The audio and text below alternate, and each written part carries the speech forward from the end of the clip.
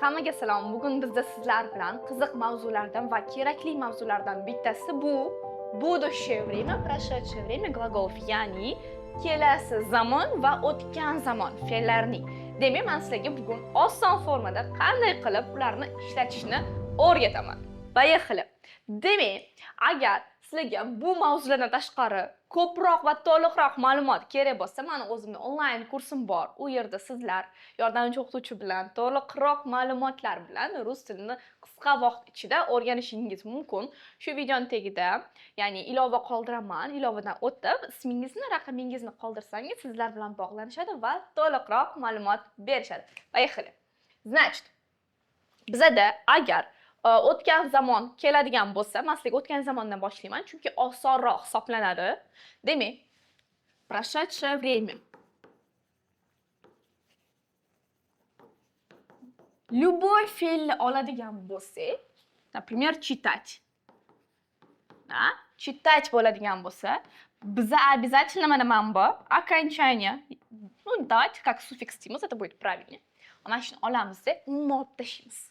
И demak, bizada мужской rod keladi-yu. Demak, biz l-ni qo'yamiz, uni o'rniga. Женский rod keladi, uni o'rniga la qo'yamiz. Средний rod keladi, lo qo'yamiz. Ko'plik keladi, li qo'yamiz. Endi to'xtab, biz средний rodga qaytib kelamiz. Bizada faqat средний rodda lo kelmaydi. Umuman, например, где, когда savoliga javob berayotganda gapiramiz-ku, например, yozda bo'lgan, qishda bo'lgan, tam shunaqa deganimizda bizda обязательно mana shu lo bo'lib ketadi. Быть gлаголini olamiz, например. Mana мужской rodda l, женский rodda la, средний rodda lo, ko'plikda li. Endi qishda bo'lgan desam, zimой было deyman. То есть men uni ishlatishim kerak. Qaysidir, qayerdadir bo'lgan, например, darsda bo'lgan desanglar, вы говорите, на уроке было. Demak, biz обязательно lo'ni agar где, когда savoli keladigan bo'lsa, быть gлаголы bilan ishlatishimiz kerak va uni lo formasida, ya'ni было formasida ishlatishimiz kerak. Теперь берем читал, читала, читала, читали. Endi biz sizlar bilan o'tgan zamonni ishlatayotganda eslab qoladigan so'zni yozib olishimiz kerak. Это у нас есть. Есть degani bu, как bor, как yemoq. Biz borni itak bilamiz, u меня есть, у тебя есть deymiz. Lekin buni o'tgan zamonda bo'lgan desam, men быть gлаголы bilan ishlatishim kerak. То есть у меня было вот bor, bo'lgan. Да? Demak, у меня есть телефон, manda telefon bo'lgan, я говорю был telefon. Или bizada есть bor, yana как yemoq. Yemoq. И у нас o'tgan zamonda мужской rodda ел, женский rodda ела, средний rodda ела, ko'plikda yeli. Va bu fe'llarni biza eslab qolishimiz kerak, qandaydir formasini. Chunki bular istisno deb hisoblanadi. Yozib olinglar. Поехали. Endi biz o'tgan zamonni ishlatayotganda fe'llarning o'zlik formasi bor. Ya'ni, берем, например, слово заниматься. Заниматься. Biza bu yerda yana t мягкий знак olib tashlaymiz va uni o'rniga haligi окончание, ya'ni suffiks l-ni qo'yib berishimiz kerak. Demak, мужской rodda lся bo'ladi. Mana bu hammasi ketadi-da. Va biza mana bu ikkita suffiks hisoblanadi. Значит, o'rniga мужской rodda lся, demak shug'ullangan desam, он занимался. Mana tushib qoldi. Женский rodda вообще bizada лась bo'lib ketadi. И biza u shug'ullangan desa yoki men shug'ullanganman, я занималась bo'lishi kerak. Средний rodda лось, например, yo'q unga. Lekin ko'plikka aytaman, например. Ular shug'ullanishgan va bizada лись bo'ladi. Studenты занимались. Tushunarli-da. har bitta fe'lni o'tgan zamonda ishlatayotganinglarda agar sia bilan tugaydigan bo'lsa, xuddi shu formani oladi. O'tgan zamonda. Endi bu ham другой глагол учиться. Xuddi shuni yana boshqatdan qaytaramiz. Demak, учился он.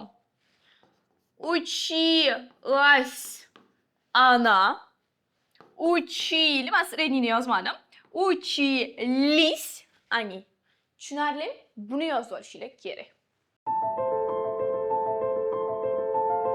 Теперь у нас есть с вами будущее время. Kelasi zamon. No, undan oldin o'tgan zamonda ishlatiladigan bizada kalit so'zlar bor. Ularni ham ishlatishimiz kerak. Например, o'tgan kuni. Позавчера. Kecha. Вчера. Oldin. Раньше. Например, bir kun emas, 2 kun oldin deymizda. 2 dня назад. 3 kun oldin, 3 dня назад, 4 kun oldin, 4 dня назад, lekin 5 kun oldin desam, 5 dan 20 gacha. То я использую дней. 5 дней назад. Понятно, да? Или 1 soat oldin, час назад. 2 soat oldin, 2 часа. 3 soat oldin, 3 часа. 4 soat oldin, 4. Lekin 5 dan 20 gacha 5 soat oldin deydigan bo'lsam, 5 dan 20 gacha часов bo'lib ketadi. Va biz buni eslab qolib, to'g'ri ishlatishimiz kerak. Полностью yozib olishimiz kerak mana shuni, rебят. Хорошо? Shunda bu temani полностью tushunayotgan bo'lasizlar. Yozib olamiz. Следующее — это у нас будущее время. Будущее время. Kelasi zamon ishlatayotganda qanaqa bo'ladi? Bizda bu yerda быть gлаголi bor, bo'lmoqqa biza уже ishlatib, keyin qo'llashimiz kerak. Смотрите, быть bo'ldimi? Oldida gлагол keladi. Mana shu glagolni infinitiv formada ishlatishimiz kerak. Infinitiv nima degani? Bu fe'l umuman o'zgarmasdan moq formada qoladi. Faqat mana men bitni o'zgartirib chiqaman. То есть men bo'laman deyman. Я буду, например, kitob o'qiyman-da. Я буду читать. Ko'rasizlar, fe'l o'zgarmadi. Ты, давайте faqat читать qilmaymiz-da. Ты будешь san madruq qilasan kelasi zamonda. Ты будешь работать. Ishlaysan, да? Например, он будет. Umuman olganda o'qish, u o'qiydi. Он будет учиться. Ko'rdinglarmi? Fe'l sa bilan keladimi, boshqa bilan keladimi, umuman o'zgarmaydi. Мы будем жить. Bizda yashaymiz. Ko'rasizlar, fe'l o'zgarmadi. Или вы, mana yozaman. Вы будете, например, спать, uxlaysizlar. Они будут. Ahamiyat beramiz. Fe'l ishlatayotganimizga полностью mana birinchi fe'l o'zgaryapti, ikkinchisi umuman o'zgarmaydi. Bizda ikkinchi fe'l ishlatayotganda iltimos, undan keyin yana men bunaqa qilaman, unaqa qilaman, bunaqa qilaman deyotganda o'sha to'rtta fe'l kelishi mumkin. Я буду спать, работать, отдыхать, жить deyapmizmi? Ikkinchi fe'lni umuman o'zgartirmaymiz. То есть ikkinchi keladimi, keyin uchinchi keladimi, to'rtinchi keladimi, umuman o'zgartirmasdan ishlatishimiz kerak. Shunda уже bizada to'g'ri forma ishlatilgan bo'ladi fe'llarga nisbatan. Хорошо? Bu bizada kelasi zamonni, fe'lni to'g'ri ishlatish formasi. Biz buni eslab ham qolib, to'g'ri formada ishlatishimiz kerak. Хорошо? Теперь yozib olinglar. Теперь поехали. У нас следующее это получается глаголlarni будущее время ishlatayotganimizda kalit so'zlar ishlatamiz. Kelasi zamon ishlatayotganda. Это у нас завтра. Ertaga. Именья. Послезавтра. Да.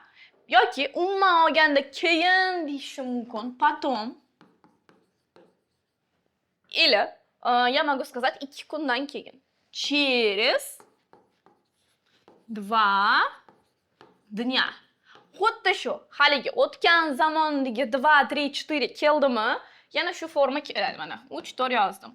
Или bizada 5 kundan keyin deyish mumkin. 5, tam 20 da dnей. Teper, masalan, hali mesяц ko'rsatmadim, hozir ko'rsatib ketaman. Agar 2 oydan keyin demoqchi bo'lsam, 2, 3, 4 месяца.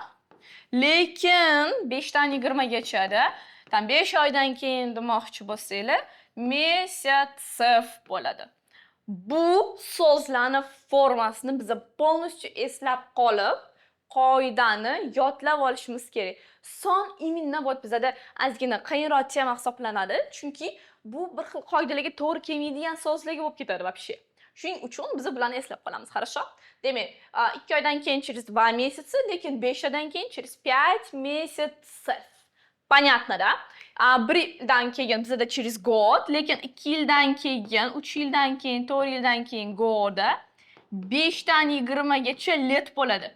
5 yildan keyin esa через 5 let bo'ladi. Va biz bularni ham yozib olib, полностью eslab qolishimiz kerak. Shunda sizlar уже vaqtni to'g'ri aytasizlar, fe'lni to'g'ri aytasizlar va ko'chada bilishadi odamlar, voy bu odam rusini bilar ekan, to'g'ri gapirar ekan deb aytishi mumkin. Shuningdek, agar siz bundan ham ko'proq ma'lumot olmoqchi bo'lsanglar, ya'ni rus tilini qisqa vaqt ichida to'liqroq o'rganmoqchi bo'lsangiz, mana o'zimning onlayn kursim bor. U yerda sizlar yordamchi o'qituvchi bilan ham shug'ullanasizlar. Bundan to'liqroq ma'lumotni shu videoning tagida ilova qoldiraman. Ilovadan o'tib, familiya, ism va raqamingizni qoldirsangiz, sizlar bilan bog'lanishadi. Ko'rishguncha!